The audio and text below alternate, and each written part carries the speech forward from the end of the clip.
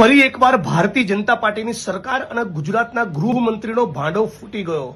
છેક હરિયાણાના મેવાતથી કચ્છ સુધી 1000 કિલોમીટરનું અંતર કાપી 4 કરોડનો દારૂ હરિયાણાથી કચ્છ સુધી પહોંચ્યો. અને ફરી સ્ટેટ મોનિટરિંગ સેલે શું એક્શન લીધી? ખાલી કોન્સ્ટેબલ અને પીએસઆઈ ને પીઆઈની સામે તવાઈ આવી, એમને સસ્પેન્ડ કર્યા, એમની સામે એક્શન. રસ્તામાં આવતા 4 જિલ્લા પોલીસ વડાની ભૂમિકાની કોઈ જ તપાસ નહીં. એટલે રાજ્યની અંદર જેટલો પણ દારૂ પકડાય, ખાલી પીએસઆઈ પીઆઈ કોન્સ્ટેબલને ટાર્ગેટ કરવામાં આવે છે.